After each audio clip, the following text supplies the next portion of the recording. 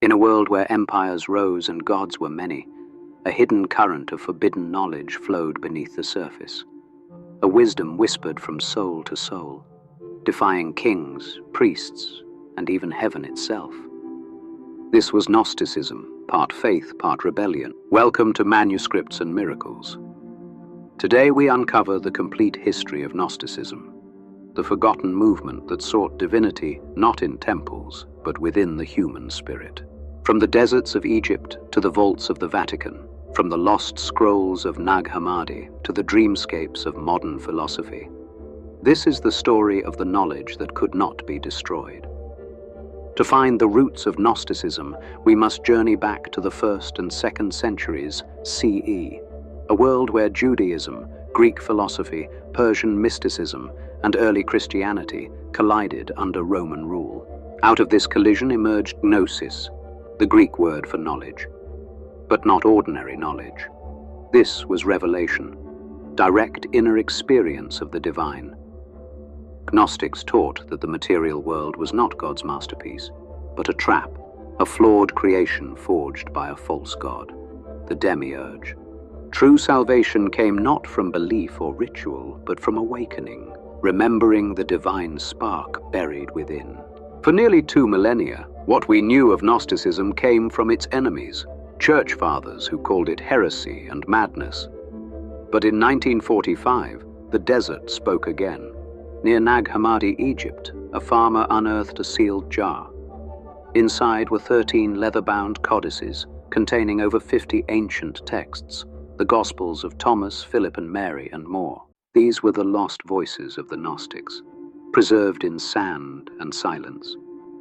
In these writings, Jesus is not a redeemer of sin, but a revealer of hidden truth and the divine, not distant, but within. To the Gnostics, creation was not a single act, but a cosmic drama. In the beginning was the pleroma, the realm of perfect divine fullness.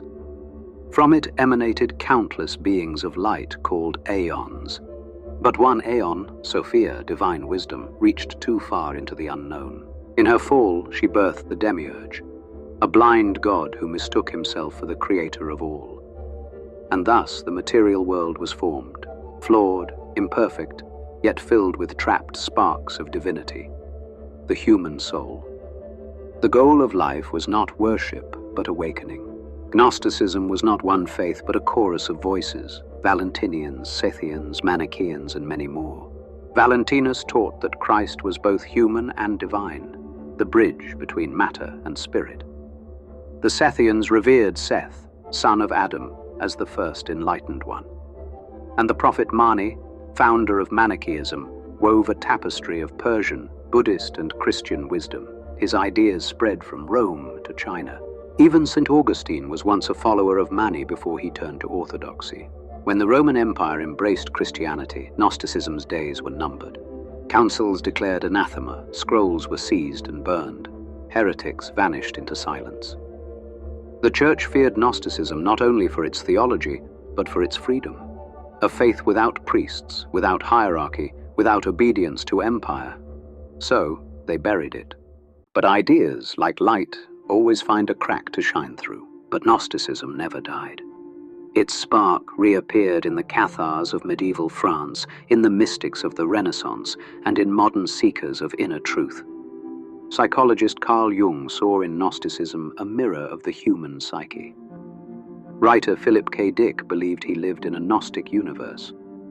And films like The Matrix retell the same ancient truth, that reality is an illusion, and awakening is the only salvation. What can we learn from Gnosticism?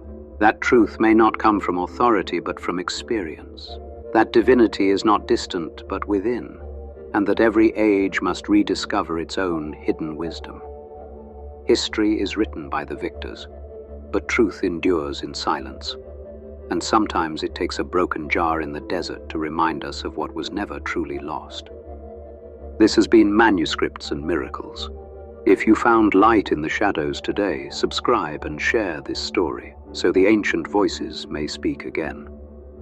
My circuits rest, but the questions endure. You, the living, must continue the search. Until next time.